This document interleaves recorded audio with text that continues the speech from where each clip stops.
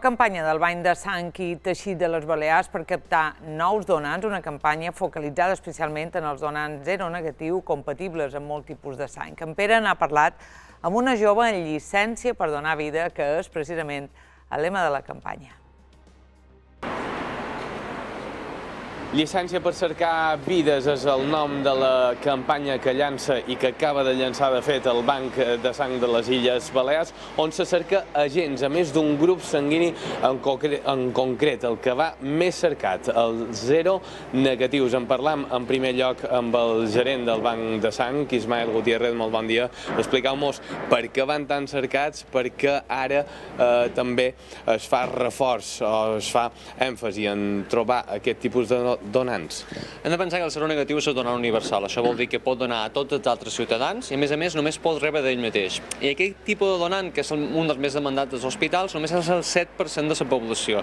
Per tant, envoltant del seronegatiu hem creat aquesta campanya, que no és només per seronegatiu, és per tots els tipus sanguinis, perquè tots som necessaris. Jo som seropositiu i també soc superimportant.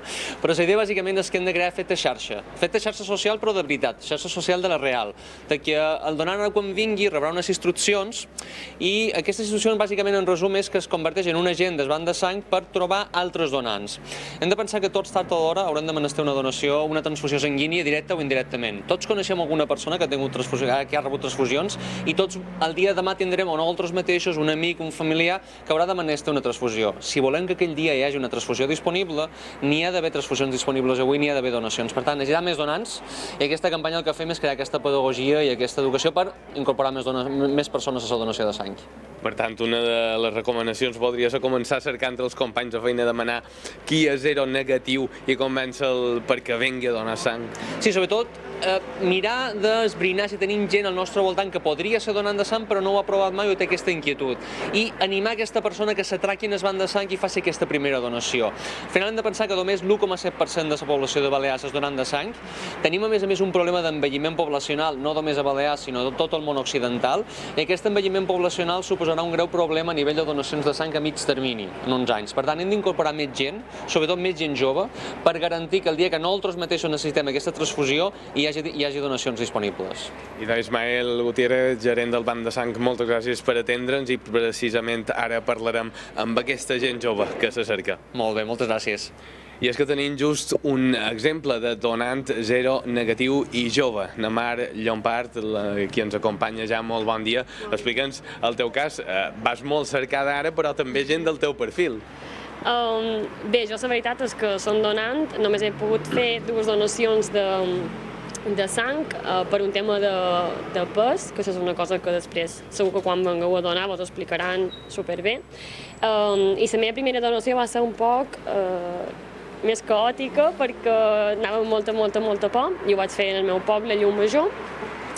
I de fet vaig coincidir després amb la persona que em va fer l'extracció aquí en el banc i va ser un moment molt xulo perquè me'l van retrobar al cap d'un temps i jo la vaig reconèixer, després li vaig explicar i molt divertit.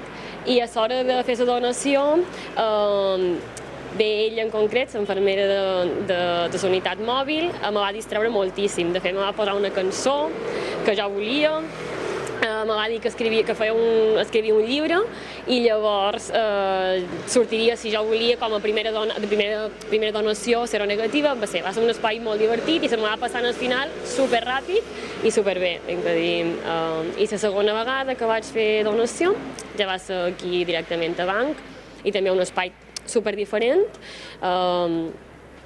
per jo molt acollidor aquí, te sents molt en recolzament de la resta de persones, si estàs marejat, si te passa qualsevol cosa, saps que te sents en confiança i molt bé, molt bé.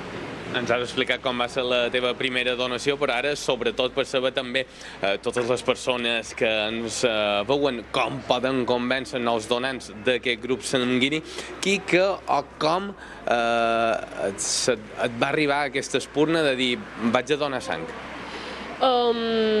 Bé, en principi perquè després d'haver fet analítica sabia que era un grup, com bé ha dit Ismael i com s'ha dit a les campanyes, tots som importants, però sí que en aquest cas era important, ja que és compatible amb molts de perfils, és zero negatiu.